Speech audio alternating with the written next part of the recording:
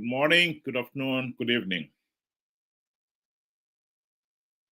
When President Emerson Mnangagwa took over from the late dictator Robert Gabriel Mugabe in 2017, following the military coup, he promised to hold free, fair, and credible elections, to stamp out corruption, and many other things.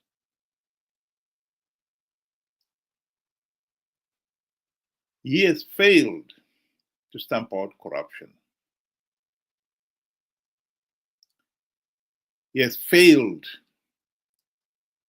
to deliver some of the other economic promises, prosperity that he promised. We, the people of Zimbabwe, have failed to hold him to account because he also failed to ensure elections were free, fair, and credible. That is the crux of the matter. As long as he's able to rig elections, we will never hold him to account. In this picture, he is shown with Pararenyatwa Hospital as it's being refurbished. And we are told that he is a world-class president who delivers. Last time we saw Pararenyatwa Hospital, the ceiling was falling. The floors were in a deplorable state. And then we're told that Pararenyatwa was being refurbished. If he's going to get it refurbished, that's well and good. But what we've got to remember here is that as much as we applaud Pararenyatwa Hospital being refurbished, refurbishment of Pararenyatwa Hospital is only a drop in the ocean in terms of restoring the country's collapsed health delivery system. At Pararenyatwa Hospital itself, government must pay the nurses and doctors living wages. Many have left the profession because of poor wages.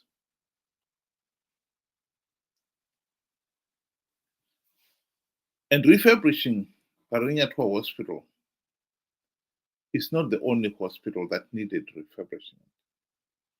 All the other referral hospitals in Zimbabwe, down to the clinics in the rural backwaters, if they're still there at all, needed work to be done on them. This is a cartoon of a hospital, Mapadza, in Chirezi, during the cholera break a few years ago. The hospital was so overwhelmed that some of the patients had to be treated under the tree. Those conditions have not changed. That is what I'm talking about. President Emerson Mnangagwa has made a big song and dance about such projects as Trabablas Traffic Interchange. When it was commissioned, the nation was told it had costed $88 million. Minister of Finance has just informed Parliament that the actual sum was $114 million. He revised the sum upwards. This is no surprise at all.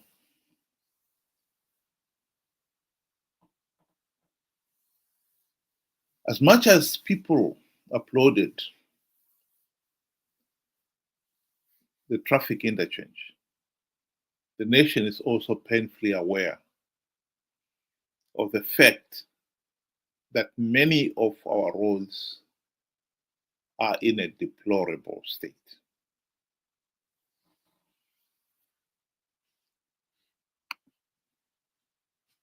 The building and completion of one traffic interchange is not going to solve all the other problems of potholes in our roads.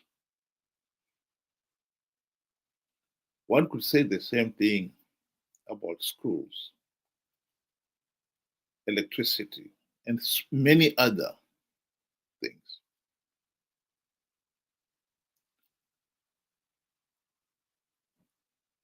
And to say President Mnangagwa is a world-class president who delivers and yet fails to deliver on those things, it's nonsense. Indeed, the important thing here that must be remembered by all Zimbabweans is that the country got into this economic mess because for the last 45 years, we've been stuck with Zanu PF, a corrupt, incompetent, and tyrannical regime that has been able to rig elections to stay in power.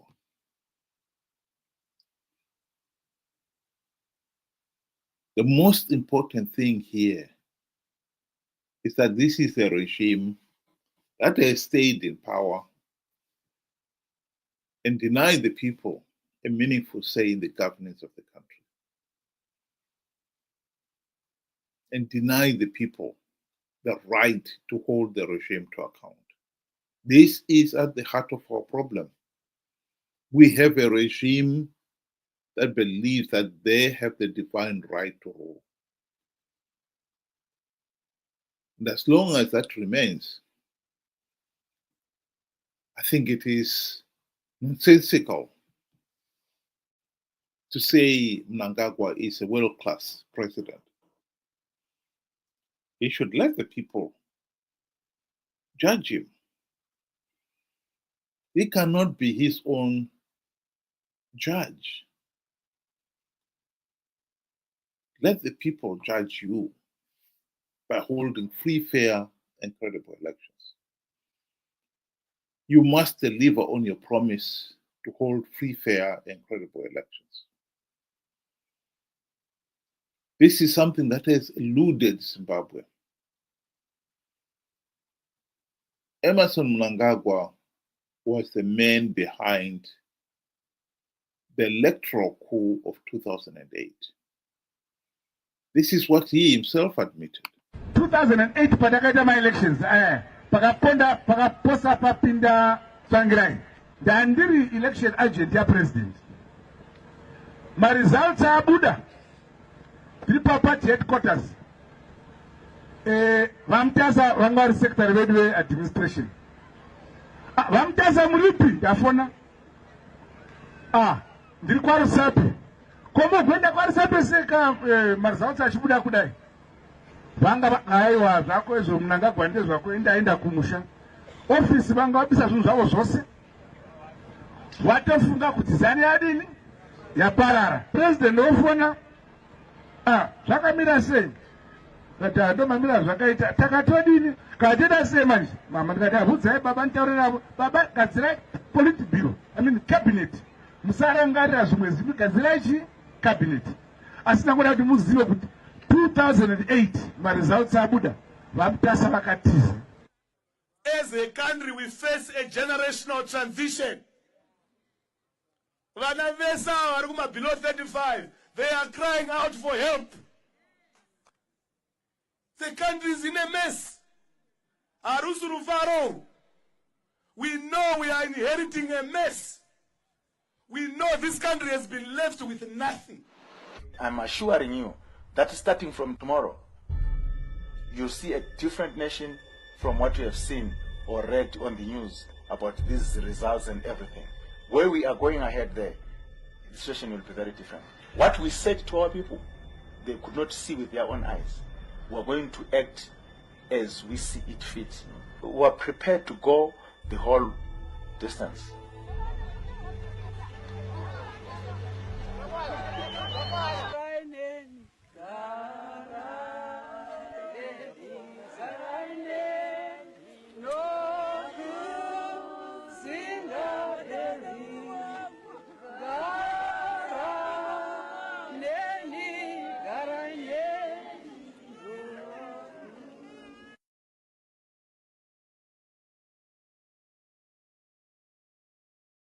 The tragedy is Mnangagwa was the one who headed the 2008 Operation Maputera, whose primary purpose was to punish the people of Zimbabwe for having rejected Zanu PF in the March 2008 vote. Mnangagwa should not be in State House. For what he did during the Kokura Wundi and the 2008 electoral coup, and his role in the 2017 military coup, the man should be in prison. This is where he belongs.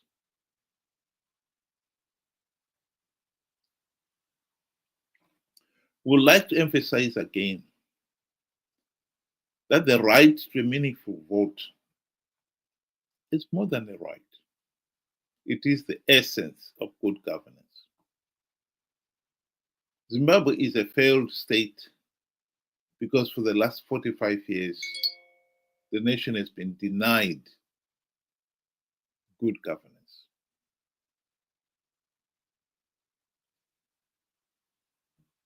It is totally unacceptable that Mnangagwa should think that by refurbishing Pararenyatwa Hospital, building Trabablas Traffic Interchange, the people of Zimbabwe should forget that he has denied them their right to a meaningful say in the governance of the country. That people should forget that they are in this economic mess precisely because they've been denied the right to a meaningful say in the governance of the country, which is essential for good governance. Mnangagwa blatantly rigged the 2023 elections. And even when SADC and the AU condemned those elections, he brushed it aside, insisting that the elections were free, fair, and credible, and he doesn't care what anybody else says. Kana vakatuka Zanu PF kana ndonyanyisa kufara kuita zvakanaka. Ukavona vavengi vakwashi kurumbidza nekuchikanganisa. Ukavona vachiti Zanu PF yakaipa farai. You are doing great things for your country. Hongu takaita maelections edu kuna vamwe vaitaura zvisina musoro zvikanzi maelection anofamba zvakanaka ndezvavo.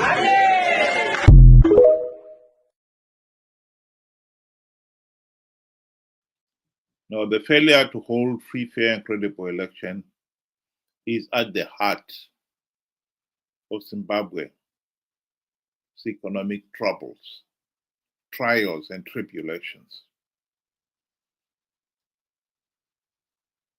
We do not want to find ourselves in a situation where 2028 comes and Mnangagwa rigs the elections again, and thus deny the people their right to a meaningful say in the governance of the country.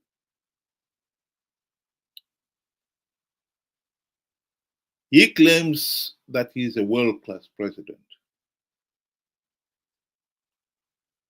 For once, he must let the people of Zimbabwe speak for themselves in a free, fair, and credible electoral process. The mandate to govern the country must be derived from the people in a free, fair, and credible electoral process. We must not compromise on that.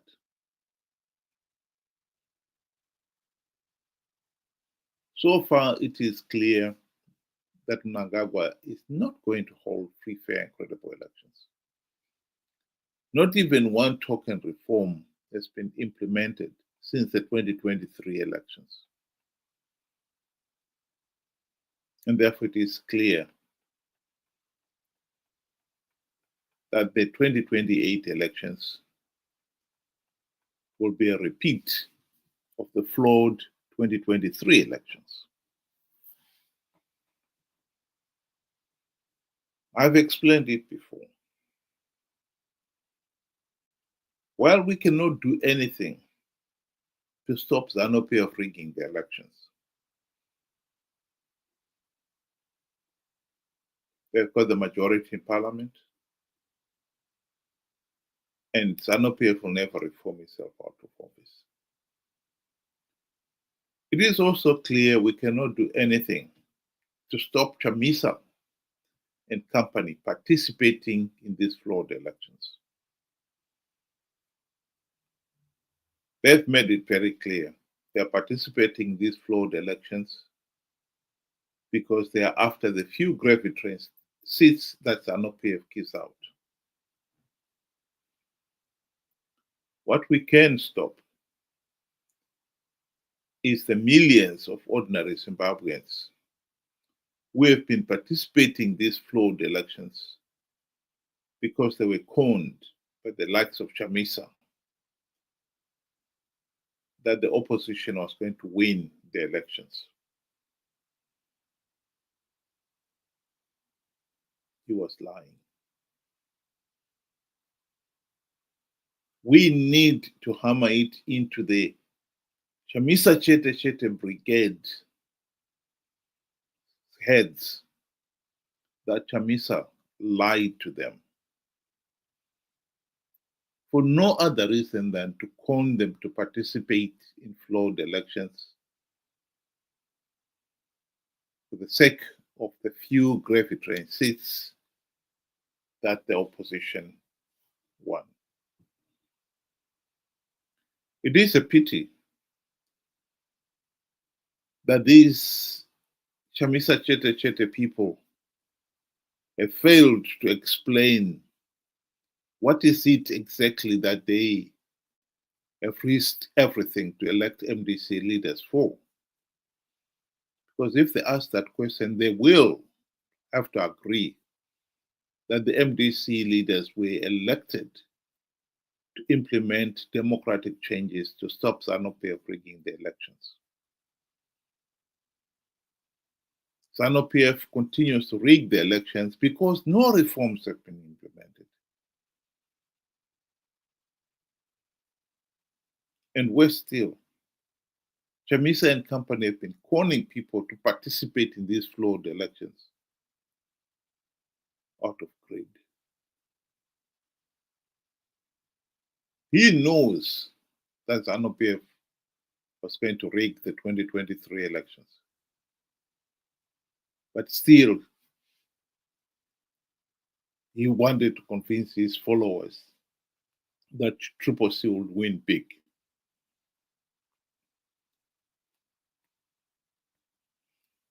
We need people to wake up. 2028 is around the corner.